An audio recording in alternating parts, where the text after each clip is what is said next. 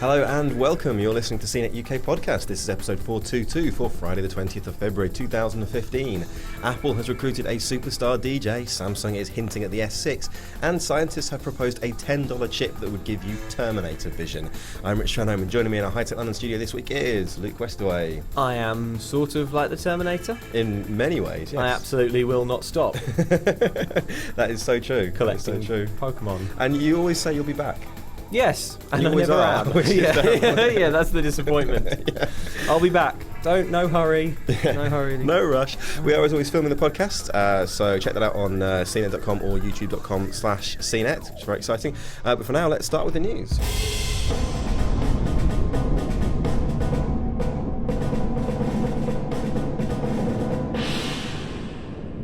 Yes, big news in the music world. Apple has hired Zane Lowe, the well-known, probably one of the best-known names in British radio, in fact. Yes, I would say so. Kiwi-born, he's been at the BBC for a decade. Before that, he worked for MTV. Remember on the MTV2 brown couch? That's actually all I remember him from. Yeah. Sat on the sofa. Bands would come up, also sit on the sofa. Great format for an interview. We should have a sofa.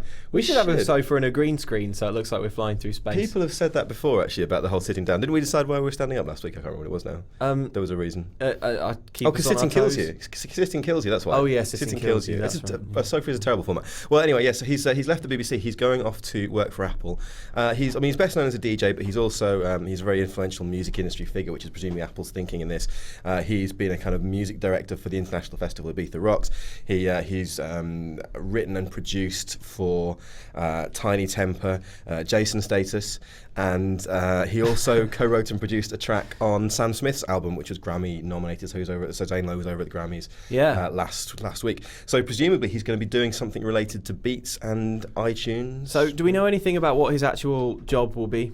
No, not really. I mean, so the statement that Apple's given is that they're excited to have him join the music team because he's one of the foremost music tastemakers in the world and a legendary music curator. Right. So there you go. He will presumably have some hand in curating music. Glad that's cleared up. Yeah, exactly. Curator's probably the key word there, right? Because if they're rumoured to be making a music service, music services need curation. Because rock and roll isn't all jumping around in a hotel room and throwing a fridge out the window. It's curation. Curation. Careful curation. Indexed curation. Absolutely. And algorithms. That's the spirit of rock and roll. So what are readers, listeners and viewers saying? Well, one commenter on this story says, "This isn't a real diversion to the man's career, but it makes sense. It's nothing to do with musical talent or insight. He doesn't have any." Ouch. Zing. Ooh, and IK Rupp says, "I'm sure this is Iovines doing." You remember, he is the man who's, along with Dr. Dre, in charge of Beats. That's probably his job at Apple, advising Cook to hire the top talent in the music business. I don't know what is going on here, but it looks big. Yeah. Something really special is coming in terms of a new music service. So that's where all the clues are pointing. What could it be? Apple hasn't even said when we're going to find out, so we've got no idea. No. Or even if there is anything. They might just be collecting all the musicians. Starting with Zane Lowe. What list has Zane Lowe at number one? Start at the bottom. Work your way up to the top, which is the Sugar Babes. Obviously. Yeah, that's what we're working up to. Yeah, the not the original ones, the second generation. Get the original Atomic Kitten back together. If you can, Apple. Yeah. Go for it, I don't think even Apple's budget stretches that far. No, it's true. All right, what else is happening? What else is happening is that Samsung has been hinting at some features for the Samsung Galaxy S6, which, as we are all marking our calendars, is coming out certainly will be announced on the 1st of March. And because what they've done is they've done this blog post about wireless charging of mobile phones and other devices, and they say that 2015 is going to be the year of wireless charging, which suggests that the S6, as their big flagship phone, will presumably have some kind of wireless charging element to it. So that's kind of interesting. And the thing is about wireless charging, we talked about this very recently with Starbucks, but there's two competing standards. There's the PMA and A4WP, which uses PowerMat, right? And then there's the key standard, which is backed by the Wireless Power Consortium, and that's used by Asus, HTC, Huawei, LG, Motorola, Nokia, Samsung, BlackBerry, and Sony. Is that the one that's pronounced Qi? It is pronounced Qi. Did I say it wrong? I always do that. Well, I mean, maybe you said it wrong. I could never remember how it is. Who knows? So anyway, yeah, so that's the one that's got most of the phones, my phone companies backing them. So presumably that's going to be the standard, but for some reason the other one's holding out. But yeah, so there's a possibility the S6 might actually be dual standard. Well, that would be cool. If you read between the lines. Yeah. Well, wireless charging is really cool. But not many people are sort of taking it up. So yeah, multiple standards would be very, very neat. Because it's been a barrier, hasn't it? That multiple standards has been a bit of a problem. Yeah, definitely. Starbucks got around that. Yeah. We talked about this a few weeks ago because Starbucks is putting in some of its London coffee outlets.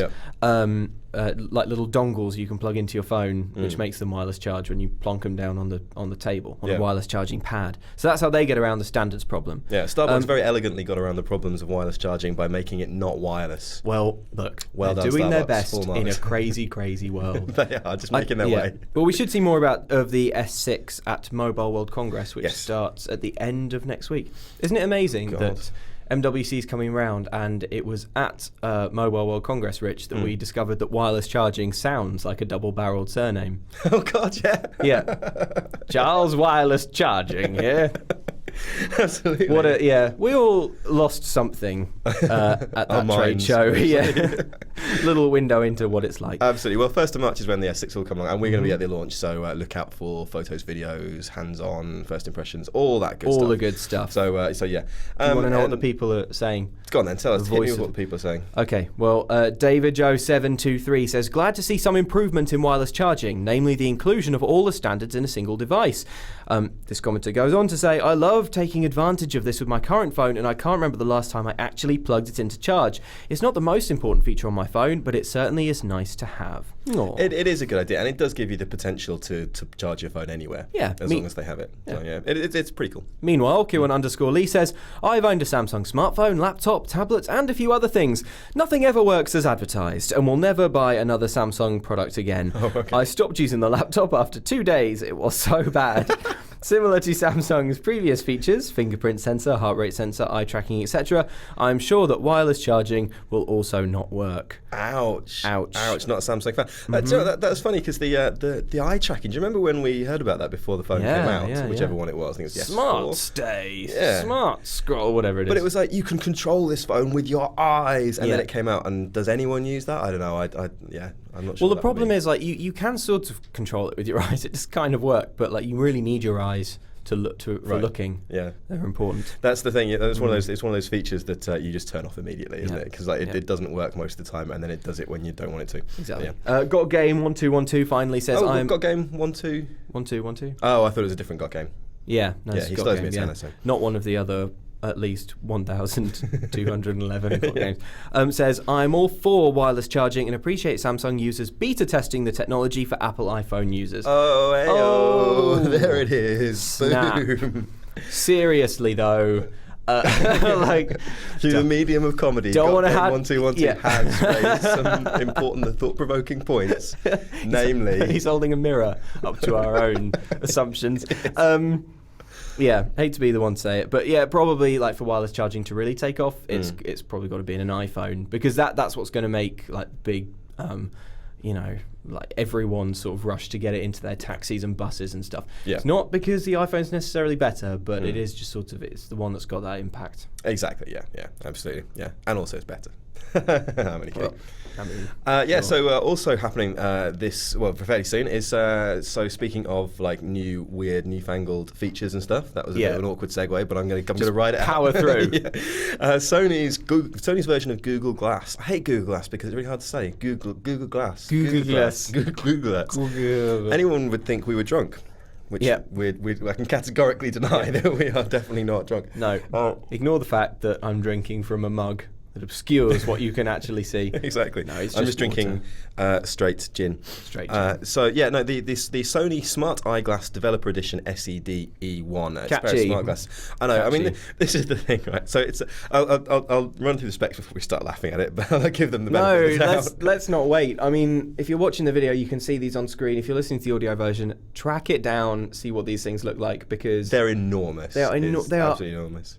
I mean, my goodness, like I would feel bad making fun of how ugly they are, because. Well, so this is the thing, right? So good grief. They project a kind of heads-up display in front of you. They can show notifications, all that kind of thing. They pair with your phone via Bluetooth. They can only show the color green. But they are costing £520. They're up for pre-order in the UK right now. So if you want one of these god awful horrible things, then it's your funeral.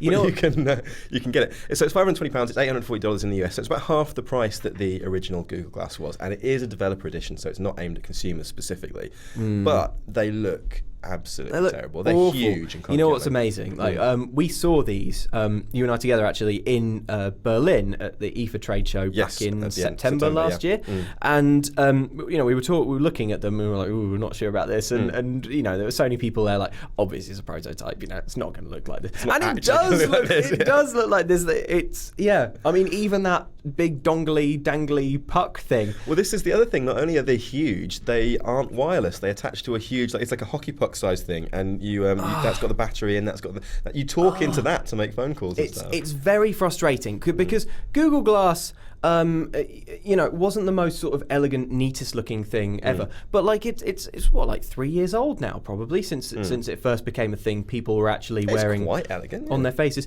Yeah, I mean it's not too bad, and it's just like years later, here's what Sony has, and Sony is historically famous for miniaturization and design and stuff. Like look at like the Walkman and Discman and stuff like that. Like they're really good at making. Well, they have been in the past. Really good at making existing technology small and really nice. Yeah. So I don't know what's going on here, and also they've sort of released this into the world at exactly just after Google says we're stopping. Just after Google says this is a terrible idea. Sony's like, we're rowing back.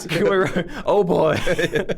I hope Sony didn't divert too much effort from other projects.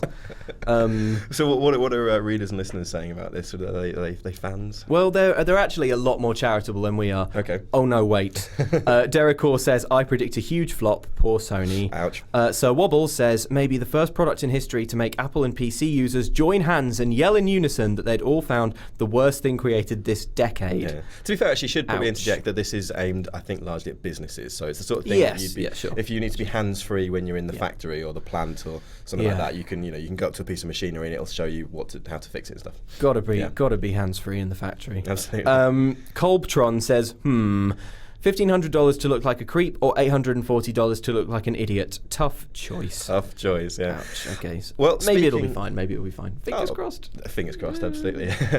Speaking of looking like an idiot, washing machine gate. This is one of my favourite stories. Drama. Ever. This is fantastic. Espionage. LG has released CCTV footage of the moment one of its executives is accused of attacking a Samsung washing machine. Wow. So this is the trade show that you just mentioned, actually, IFA. This was in Berlin last year. It's a trade show where all the companies get together and they show off the new products. And they've only just got around to watching all the CCTV footage. Well, what happens is that Samsung accused an LG executive, one Jo Sung Jin. I'm not sure if I pronounced that correctly, but he's the head of LG's home appliance section. He's the LG executive. Okay. And he was with some other LG executives. They were checking out the competition, as you do. Sure. And he looked at a washing machine and he started fiddling with it and stuff. It's on the screen now if you're watching the video.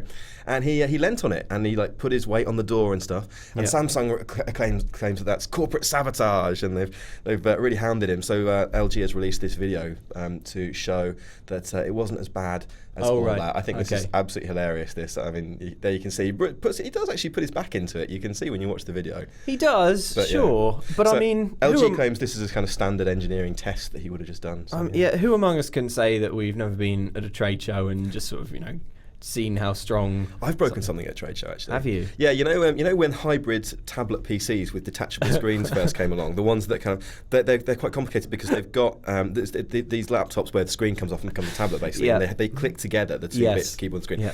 So the hinged ka-chunk, yes, that's right. Yeah. So the hinge bit is quite a complicated bit, and over the course of 3 days, I can't remember which company it was, had this tablet sat out, and it was only like a prototype, it wasn't completely finished. And, you're saying someone else loosened it first. Someone else loosened it. So it was being opened and fiddled with all day for 3 days, and I broke it, completely broke snapped it off. Yeah. Just at the end. Yeah. I've had enough of this. Yeah. Just threw it on the floor. Yeah, snapped it over your knee, threw the pieces away. But this is a fantastic story, though.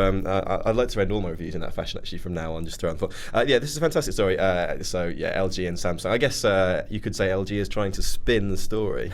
Yes, they're airing their dirty laundry. Yeah, it just won't wash, though. No, but it should stop other execs from trying the same thing. In other words, Rich, it will act as a detergent. This is the rest of the podcast now. We're going to go on like this.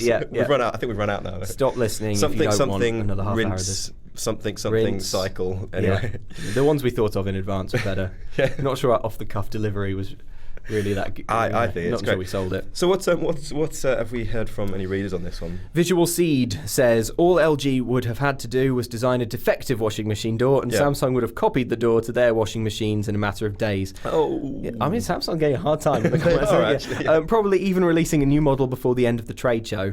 That's not a leak. It's designed to wash your floors too. You just need to buy the optional S-mop for it to work properly. S-mop. I can just see Samsung doing that. Anyway. A smop. Shall we move on as well? I know we've had a great bit of consumer advice, but we don't have time, unfortunately, for someone who's complaining about the ice in his freezer. Well, yeah, but you know. You can see that on Facebook if you really want to. So speaking of mistakes being made by that guy, that LG guy, here's some more mistakes that you might want to cover up. Or get rid of. So this is a guy a student in Canada who has come up with a tattoo removal cream. Wow. So if you regret a tattoo, then there's a guy called Alex Falkenham. He's at Canada's Dalhousie University, and he's come up with a technology called bisphosphonate liposomal tattoo removal, which is, as coincidence, that was my mother's name. And it's that's actually where my research was going as well. So I mean, I'm happy for the guy that he's got there first. But yeah, I mean, that's pretty much what I was thinking. Fair enough. Well, you've got a better marketing budget, so I think you should be okay. So what it does is it targets white blood cells called macrophages, which sound quite gothic, and they sound like the bad guy aliens in something. But the cream essentially encourages these white blood cells to eat up the old macrophages and carry away the pigment in your skin, causing the tattoo to fade.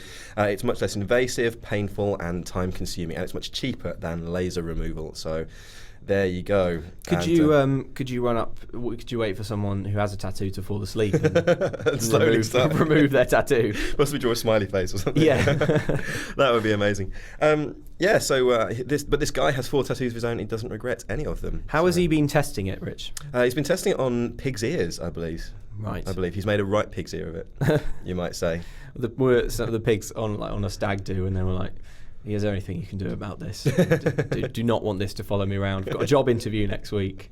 Well, there you go. I mean, so you can finally do something about the Pokemon that you've got tattooed about your body. Yeah, well, no, I don't regret that. So, all 151 up my spine. Why would you regret that? Exactly. Why would I regret that? Yeah, exactly. You actually have real. I do have real tattoos, but I don't regret any of them. Even the dolphin or the Chinese symbol that says Samsung. That says dolphin. It says dolphin, yeah. That says check out my dolphin tattoo. So moving on, the people who are planning to go to Mars have been whittled down to 100. So 200,000 people applied for a chance to go with a non-profit private space travel company to go to Mars, and the number has now been whittled down to just over 100. Okay. There's 50 men and 50 women, and 5 are from the UK. Oh, so, cool. Yeah. Okay. Our readers aren't sure about this, though, are they? No.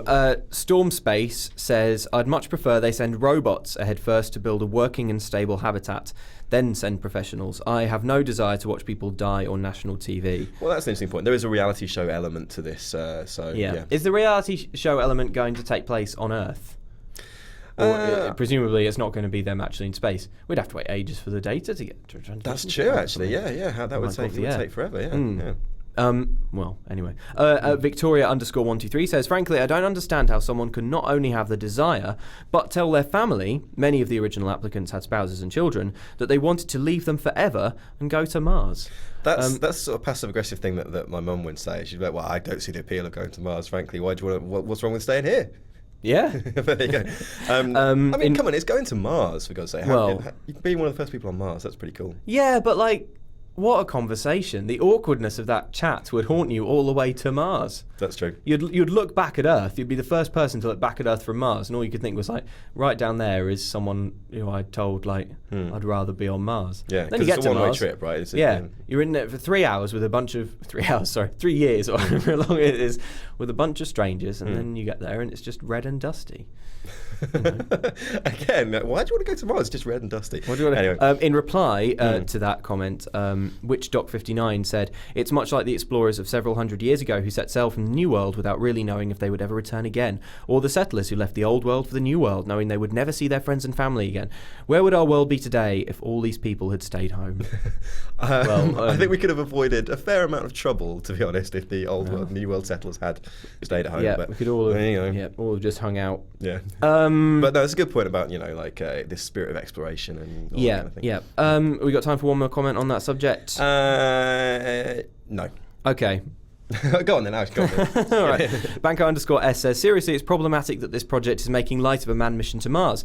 It's supposed to be a mission, not a circus. It just takes one mechanical problem to kill the whole crew, and if you don't have your best people there to fix it in time, everyone dies. Well, that is true. That is true, obviously. There's lots of concern in the comments about basically this being like a reality TV show gimmick thing rather than a proper serious mission to Mars. Yeah, is that fair? I don't think that's fair, because they've recruited scientists and other technical types, right? And am I right in thinking that they've also recruited one guy who says he's a Martian?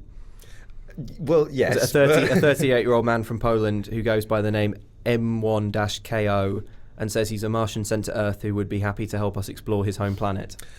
Yes, but that doesn't mean they're not taking it seriously. All right. Anyway, I don't want to be in the spaceship necessarily with like the Martian guy.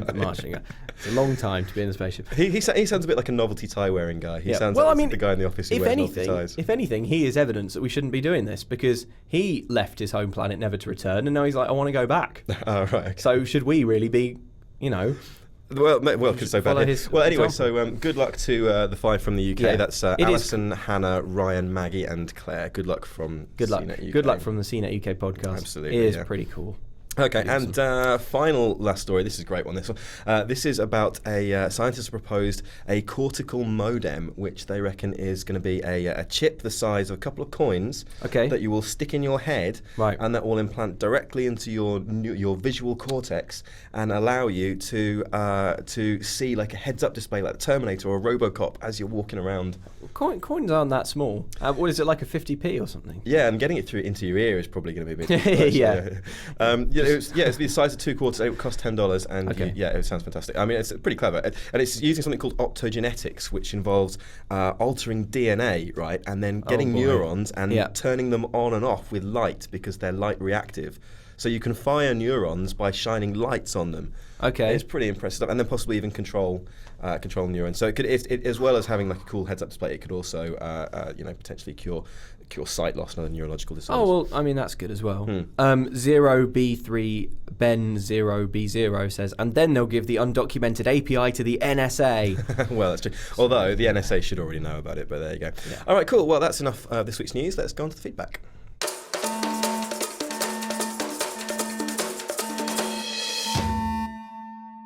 Okay, let's hear what you guys have been saying. Richard Ambler says, if the temperature is 10 degrees and we add on the wind chill factor, it now feels like 5 degrees. Surely the temperature is 5 degrees and not 10, isn't it? That's Richard's question. He raises a good point. He does, but like temperature is subjective. Okay. So it kind of makes sense, right? Because you're saying like if a thermometer says 10 degrees, even if it feels like 10 degrees, it's still 10 degrees. Like it might feel like 5 degrees to us. Like if you're a very hardy man, Rich, you probably don't feel any temperature changes. I don't feel anything. Yeah. You're always at a cool room temperature. Absolutely. Yeah. No matter where you are. Yeah. Exactly. The room. You know the room from room temperature. That's whatever room I'm in. That's how they measure it. Yeah, that is. Yeah. So I think that's the constant. Andy Tomato says, I have a Google Cardboard, which is Google's like make it at home via Oculus Rift thing. That's true. Yeah, you sit your phone in it and you've got a virtual reality headset. But it's hiding my eyes when I use it. What can I do apart from stop using it? Well, don't hide your eyes, Andy. Your eyes are your best feature. Yeah. Well, I mean, I don't think it's possible to use Google Cardboard without hiding your eyes. So I wonder if maybe Andy means hurting my eyes. Okay. In which case, don't use it if it's hurting your eyes. Definitely take it off. Yeah. If anything's hurting, stop doing it. As I tell my wife on a regular basis. Rich. I know. I'm not regular screen breaks the key to this, and that's whatever screen you're using, whether it's a computer at work or a phone or a computer TV at home. Then regular screen breaks are always good. 5 to 10 minute breaks every 50 to 60 minutes are good for you. And remember, sitting down is killing you. So get up and have a little wander around. Yeah. And don't just look at your phone because that kind of misses the point. Craig Dobson says, "Daddy or chips?" I think we both know the answer to that one, don't we? Yeah. It's Daddy. Chips. David Franklin says, Lollipop or iOS 8? Haven't had a good phone shout down in a while. Oh, David. This is the thing. Do you know what? I think probably the reason for this is that it's done. We've lost the will to argue about this stuff. They're all the same. I'm done, David. I mean, they're not all the same, obviously, because there's Windows Phone in the mix, which is the best. Well, it's not the same. Let's just put it that way. Which is the best. So yeah. All right. Mike Batt says, "Why don't Americans say maths?" Well, because we took the S with us when we left. It was part of the the settlement. They got to keep the country. We got to keep the S out of maths. Okay. Actually, it's good deal. Yeah, exactly. All right. In fact, it's because so there's different arguments about this, and both are right. So the idea that mathematics ends in S means some people shorten it to maths, but the idea that mathematics is a mass noun that just happens to end in S, and it's not actually so much of a plural, is why some people would say math. And both are kind of right. A mass noun is a thing that has quantity, but it's uncountable, like anger, music, sushi, or cinnamon, that kind of thing. But interestingly enough, this is one of those things. When I actually looked into this, you think that the British way is going to be older, and then the Americans came up with some newfangled way of doing it, and they're wrong. But actually, the use of math goes back to 1890 in the United States, and the use of maths goes back only to 1911. Wow. So the Yanks got there first, as it were. But yeah, it's still maths, guys. I mean, obviously it's still maths. Obviously. I mean, probably what happened was we spotted that was happening in 1911 or whenever and said, like, let's just correct that. Yes, that's true. Yeah, corrected. Problem solved. Problem solved. All right, Josh King says, just one question. Will Samsung ever stop using its Galaxy brand and keep up the good work? Oh, thank you, Josh. It's probably not. It's too successful, isn't it?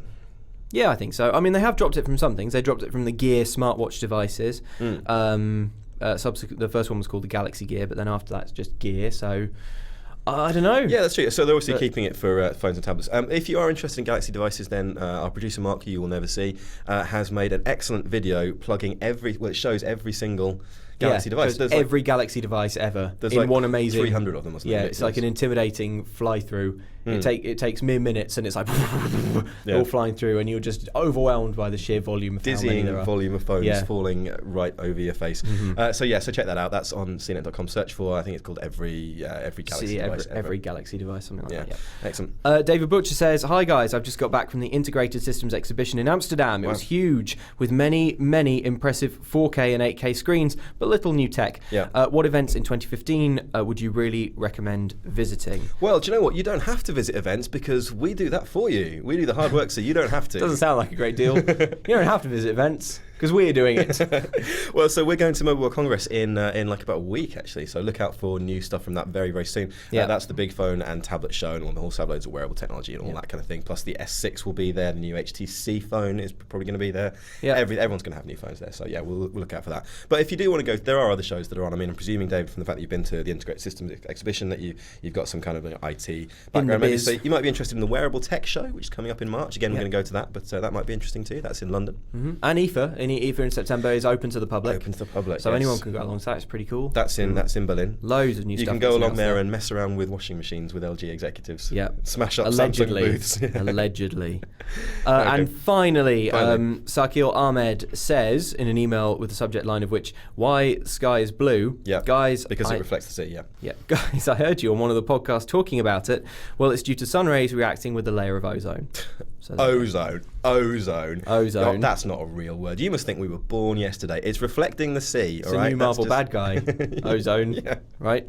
Honestly. All right. Well, thanks very much for the feedback, everybody. Good Thank stuff. you. Always Yes. good to hear from you. Please keep it coming. We've really enjoyed how much feedback we've been getting over the last couple of weeks. Yes. It's been great. Yeah, absolutely. So please do keep sending it to CNET UK Podcast at cbsi.com. That email address again is CNET UK Podcast at cbsi.com. Of the screen. There it is. On the bottom of the screen. You've heard it twice. There's no excuse. Whatever you're thinking, we want to hear it. Absolutely. All right. Well, thank you very much, Luke. Thank Thanks you, to our Rich. producer Mark, who you will never see. Right. We're off to try and scrub off our tattoos. See you next week.